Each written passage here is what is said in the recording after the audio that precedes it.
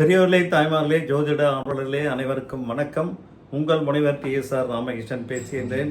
இன்னைக்கு ஜோதிட சூட்சும பரிகாரங்கள் சிலவற்றை தெரிந்து கொள்ளலாம். அம்சத்திலே செவ்வாயும் சுக்கிரனும் நீச்சம் பெற்ற பெண் ஜாதகருக்கு ராசியிலே செவ்வாயும் சுக்கிரனும் பலம் பெற்ற ஆண் ஜாதகத்தை இணைக்க வேண்டும். நம்ம பொதுவாக என்ன பண்ணுறோம், அவசரத்துக்கு இந்த 10 பொருத்தம் பார்த்து அதில் 7-8 பொருத்தம் நல்லா இருக்குது, ரஜ்ஜு பொருத்தம் நல்லா இருக்குது, யோனி பொருத்தம் நல்லா இருக்குன்னா பண்ணிடுறோம். கூட சில விஷயங்கள்லாம் நம்ம சேர்ந்து கவனிக்க வேண்டும். அந்த 10ஆம் இடத்து அதிபதிங்கிறது 7ஆம் இடத்து கலத்தரகாரனுக்கு 7க்கு 4 சுகஸ்தானம். அதனால் அந்த 10ஆம் இடத்து அதிபதி நீச்சம் பெறக்கூடாது. இது ஆண் ஜாதகத்திலே 10ஆம் இடத்து அதிபதி பெண்ணுக்கு நீச்சமாகாமல் இருக்க வேண்டும். பெண்ணுக்கு 10ஆம் இடத்து அதிபதி ஆண் ஜாதகத்திலே நீச்சமாகாமல் இருக்க வேண்டும். ராசியிலே செவ்வாயும் சுக்கிரனும் பலம் பெற்ற ஜாதகத்தை அம்சத்திலே செவ்வாயும் சுக்கிரனும் நீச்சம் பெற்ற பெண் ஜாதகத்திற்கு இணைக்க வேண்டும். 4ஆம் இடத்துல புதன் இருக்க பிறந்தவர் நல்ல யோக ஜாதகர். நிலபுலன்களாலும் ஆதாயம் உண்டு, மாமன்மார்களால் உதவி அதிகம் கிட்டும், வியாபார தந்திரம் மிக்கவர். இவர்கள் வீட்டில் சுமங்கலி பூஜை அல்லது அம்பாள் பூஜை நடந்து கொண்டே இருக்கும். அம்பாள் குடியிருப்பாள். 3ஆம் இடத்துல செவ்வாய் இருந்தால் இளைய சகோதரர் ஆதரவு இல்லைனாலும் மூத்த சகோதரருடைய ஆதரவு கட்டாயம் இருக்கும். சகோதரர்களால் கண்டிப்பாக அவர்களுக்கு ஆதாயம் கிட்டும்.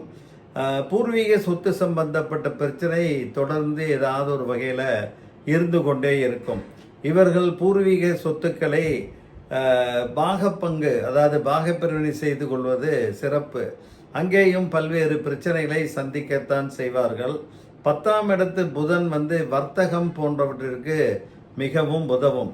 வெளியூர், வெளிமாநிலம், வெளிநாடு என அனைத்து இடங்களிலும் நல்ல பெயர் புகழ் பெற்று நல்ல வியாபாரம் செழுமையாக நடைபெறும். லாபம் நன்கு கிட்டும்.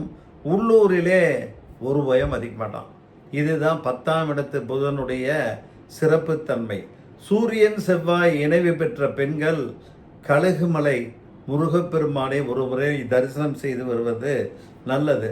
3ஆம் இடம் செவ்வாய் வீடாகி புதன் இருக்க ஜாதகர் படிப்பிற்கு சம்பந்தமில்லாத வேலையை செய்வதுடன் தன்னுடைய புதுமையான தொழில் நுணுக்கத்தால் தொழிலும் விருத்தி அடைவார்.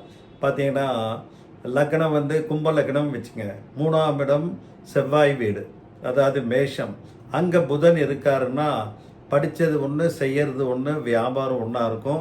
ஆனால் டெக்னிக்கல் எக்ஸ்பர்ட்டாக இருப்பார்கள். டெக்னிக்கல் காம்பிடன்சி நல்லா கண்டுபிடிச்சிட்டே இருப்பாங்க. புதிய தொழில் நுணுக்கங்களை கடைபிடித்து கொண்டே இருப்பார்கள். எந்த லக்னமாக இருந்தாலும் 9ஆம் அதிபதி லக்னத்தில் அமர்ந்தால் மற்ற ஆதிபத்தியம் மற்றவை இயற்கை பாவகரக பிரச்சனை இல்லை. ஜாதகர் தன்னுடைய நல்ல குணங்களால் வலிமையாக இருப்பார். 9ஆம் அதிபதி லக்னத்தில் இருந்தால் நல்ல குணாதிசயம், நல்ல வலிமையாக இருப்பார், இன்முகத்தோடு இருப்பார். பாக்கியாதிபதி லக்னத்திலேயே உட்கார்ந்திருக்கார்.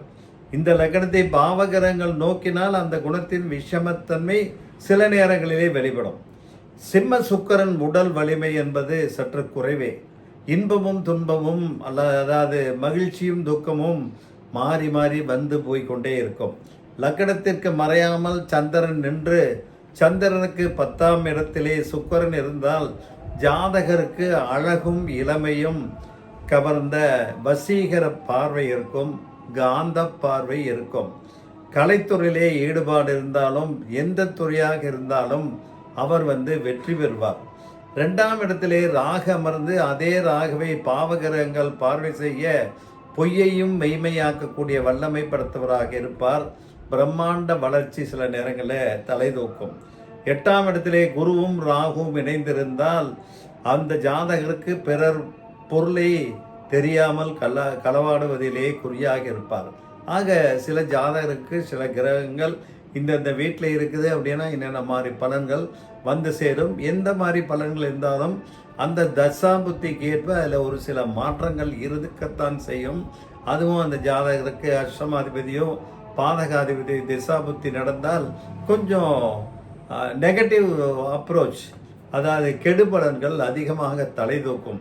அந்த நேரத்திலே இஷ்ட தெய்வம் குலதெய்வம் பிரார்த்தனை செய்து அந்த அதிபதிகளுடைய மூல தெய்வத்தை வணங்கி வழிபாடு செய்தால் பிரச்சனைகள் குறையும் என்று கூறி நிறைவு செய்கின்றேன். நன்றி, வணக்கம்.